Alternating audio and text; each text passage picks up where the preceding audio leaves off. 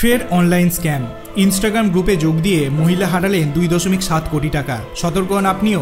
আমাদের আজকের জীবনে ইন্টারনেট এবং প্রযুক্তি যেমন একটি বড় জায়গা করে নিয়েছে, তেমনি অনলাইন স্ক্যামিং বিষয়টি এখন যেন স্বাভাবিক হয়ে দাঁড়িয়েছে। এখন প্রায় কোনো না কোনো মানুষের ডিজিটাল জীবন জালিয়াতির অপ্রকাশিত থাবা পড়ার খবর সামনে আসছে। যেমন সাম্প্রতিক একটি দুর্ঘটনায় এক 52 বছর বয়সী মহিলা অন্ট্রপ্রনিয়র সাইবার ঠগেদের কারচুপির শিকার হয়েছেন। আর এই লেটেস্ট অনলাইন স্ক্যামে কয়েক হাজার বা কয়েক লাখ টাকা নয়, পুরো 2.7 কোটি টাকার কেলেঙ্কারি হয়েছে।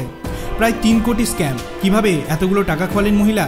জানা গিয়েছে যে কোটি টাকার এই স্ক্যামটি গত 6 এপ্রিল থেকে 21 এপ্রিলের মধ্যে কার্যকর হয়েছে। ভিকটিম মধ্যবয়স্কা মহিলা বেঙ্গালুরু।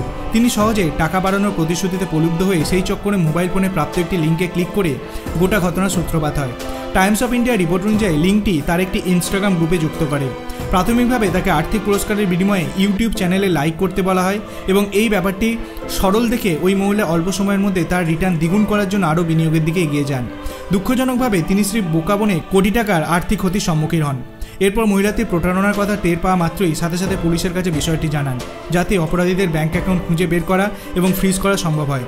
সেক্ষেত্রে স্ক্যামারদের চাতুরতা সত্ত্বেও পুলিশ ইতিমধ্যে অনেক টাকা উদ্ধার করতে সক্ষম হয়েছে। ডিসিপি কুলদীপ কুমার জৈন প্রকাশ্যে জানিয়েছেন, ভিকটিমকে এক কিস্তিতে 1.7 কোটি টাকা ফেরত দেওয়া হবে।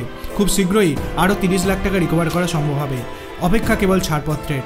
উল্লেখ্য, স্ক্যামাররা ইনস্টাগ্রাম এবং টেলিগ্রামের মতো সোশ্যাল মিডিয়া প্ল্যাটফর্মগুলির মাধ্যমে নিজের শিকার খুঁজে এবং তাদের স্কিম বিশ্বাস করতে বাধ্য করে। তাই ওই মহিলা অন্ট্রপ্রনিয়র কেলেঙ্কারির শিকার না হতে চাইলে সতর্ক হন। কোনোভাবেই কোনো সন্দেহজনক বা প্রলুব্ধকর অফারে বিশ্বাস করবেন না। বিশেষত সোশ্যাল মিডিয়া বা মেসেজ ইমেলের মাধ্যমে প্রাপ্ত লিঙ্কগুলি থেকে এড়িয়ে চলুন।